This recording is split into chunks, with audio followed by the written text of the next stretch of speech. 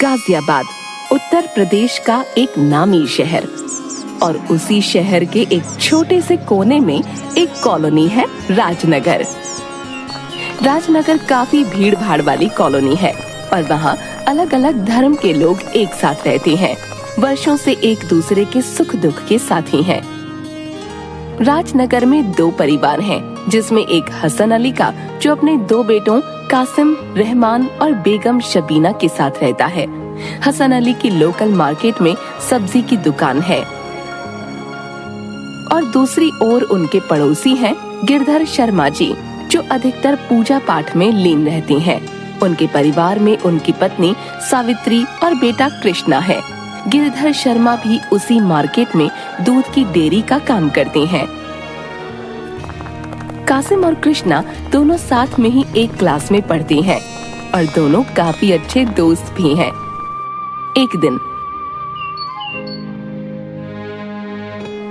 Market में हसन अली दुकान पर सब्जियां लगा रहा होता है। तभी उसका बेटा कासिम और कृष्णा स्कूल ड्रेस में दुकान पर। अब्बू, ये रहा आपका खाना। अम्मी ने कहा है टाइम से खा लीजिएगा।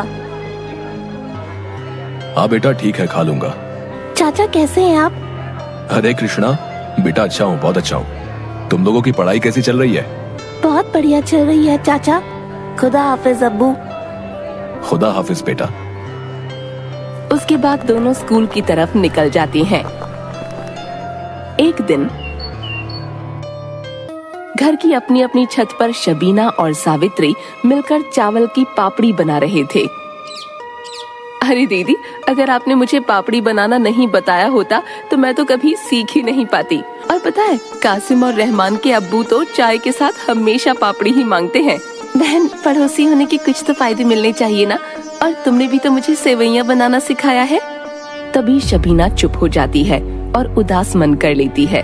तभी सावित्री पूछती है, क्या हुआ शबीना, तू उदास क्यों हो गई? कोई बात है जो तू छुपा रही है? बता देना, मन हल्का हो जाएगा। दीदी, पता नहीं बतानी चाहिए या नहीं, पर मन नहीं मान रहा। कल कासिम के अब्बू को उनके मोबाइल में मैसेज आया जिसमें हिंदुओं के बारे में अनाप शनाप लिखा था। तू फिक्र मत कर, कुछ शरारती लोग हर जगह होते हैं जो हिंदुओं को मुसलमानों के खिलाफ और मुसलमानों को हिंदुओं के खिलाफ भड़काते रहते हैं।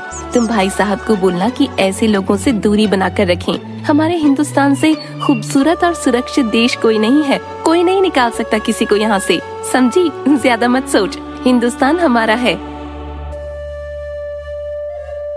दोनों मुस्कुराती हैं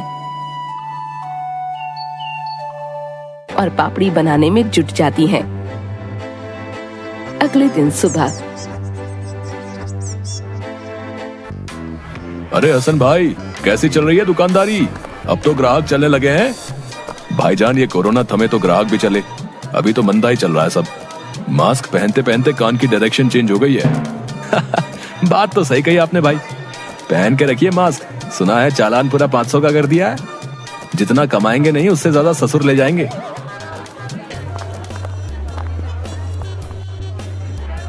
अरे क्या बातें हो रही हैं शर्मा जी? अरे कुछ नहीं पांडे जी, इंतजार चल रहा है ग्राहक का, और कुछ नहीं। अच्छा, ठीक है, मास्क पहन के रखा कीजिए, सेहत के लिए अच्छा रहेगा और आपकी जेब के लिए भी। और हाँ, दुकान 5 बजे तक बढ़ा दीजिएगा। शहर का माहौल कुछ ठीक नहीं चल रहा, ठीक है? और मुड़कर हसन अली की तरफ देखता हुआ, हसन भाई 2 किलो प्याज और 1 किलो टमाटर पैक कर देना। शाम को लेता जाऊंगा। चलता हूँ, ठीक है? शाम का वक्त है। गिरधर शर्मा जी पूजा कर रहे हैं और कृष्णा को उसकी माँ खाना खिला रही है। तभी गली से चीख पुकार की आवाज आती है। शर्मा जी भागते हुए बाहर आते हैं तो देखते हैं कि गली में कुछ भीड़ हाथों में डंडे और हथियार लिए जा रहे हैं। तभी शर्मा जी सारी बात अपनी पत्नी को बताते हैं। उधर हसन अली के घर पर जैसे ही टीवी ऑन करती हैं, तो न्यूज में दंगों की बात चल रही थी। सारे गाजियाबाद में पुलिस की तैनाती थी।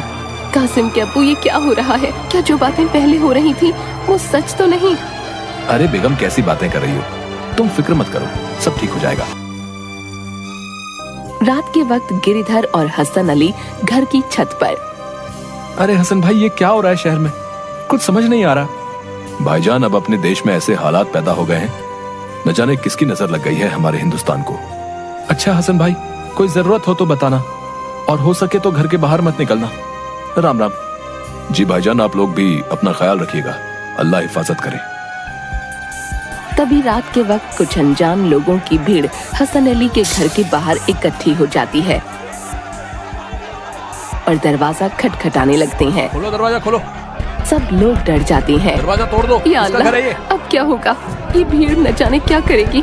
कासिम, रहमान, कहाँ हो तुम लोग? घर के अंदर छुप जाओ। शबीना, डरो मत, मैं दरवाजा खोलता हूँ। आप मत खोलो दरवाजा, वो आपको और हमें मार डालेंगे।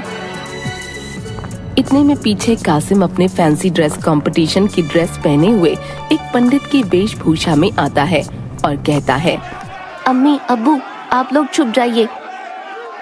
और देखते ही देखते दरवाजा खोल देता है। भीड़ जैसे ही उसको देखती है तो कहती है, अरे चलो चलो यहाँ से, ये तो पंडित का घर है, आगे बढ़ो। सारी भीड़ वहाँ से आगे चली जाती है और हसन अली कासिम, रहमान और शबीना को गले से लगा लेता है। या खुदा, तेरा लाख लाख शुक्र है। उसी रात को दूसरे पहर में अब कुछ और अनजान लोगों की भीड़ गिरधर शर्मा के घर पहुंच जाती है। दरवाजा तोड़ दो, किसका घर है ये? खोलो दरवाजा, खोलो। हे भगवान, दरवाजा तोड़ दो, क्या हो रहा है? किसका घर है ये? राम राम राम राम राम, मेरे बच्चों की दरवाजा खोलो और हमारी रक्षा करो ईश्वर। सावित्री और शर्मा जी बहुत घबरा जाते हैं। तभी कृष्णा अंदर जाकर झट से कासिम की दी हुई टोपी पहनकर आ जाता है। माँ, पिताजी, आप लोग दूसरे कमरे में चले जाइए, मैं दरवाजा खोलता हूँ। नहीं कृष्णा, तू ऐसा नहीं करेगा। शर्मा जी, रोको इसे, ये बच्चा है। नहीं भाग्यवान, अब कृष्ण ही हमारी रक्षा कर सकते हैं।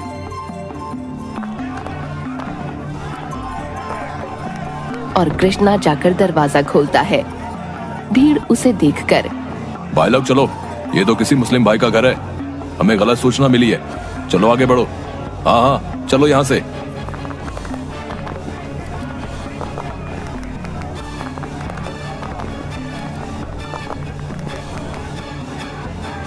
भीड़ के जाने के बाद गिरिधर शर्मा और उसकी पत्नी कृष्णा को गले लगाकर रोने लगते हैं। तभी थोड़ी देर में हसन अली और उसका परिवार गिरिधर के घर उनकी खबर लेने आ पहुंचता है। अरे गिरधर भाई, आप सब लोग सही सलामत तो हो ना? हाँ हसन भाई, आज कृष्णा ने हमें मुस्लिम टोपी पहनकर बचा लिया, नहीं तो ये भीड़ हमें जान से मार देती। क्या? जब हमारे घर पर भीड़ ने हमला किया था तब कासिम ने हम लोगों को हिंदू बनकर बचाया। हसन अली भाई, इन बच्चों में इतनी समझ है कि जाति धर्म कुछ नहीं है, सबसे बड़ा धर्म इंसानियत का है। लेकिन हमारे समाज का इतना बड़ा वर्ग पढ़ा लिखा होने के बावजूद इंसान की जान का दुश्मन बन बैठा है। तभी तो देखो, आज कैसे कहीं पर राम तो कहीं पर रहीम आकर हमारी हिफाजत कर गए। राम रहीम सब एक है चाचा, हम सब एक जैसे हैं। हमें बस कुछ इंसानियत के दुश्मनों ने बांट रखा है। अगर हम तुम सब चाहें तो हमेशा प्यार के साथ रह सकते हैं। कासिम एक दूसरे के हाथ को पकड़कर, जैसे मैंने और कृष्णा ने कसम खाई हुई है कि चाहे कुछ भी हो हम अपने हिंदुस्तान को बंटने नहीं देंगे, क्योंकि यह हिंदुस्तान हमारा है। और सब लोग मिलकर खुशी खुशी रहने लगते हैं।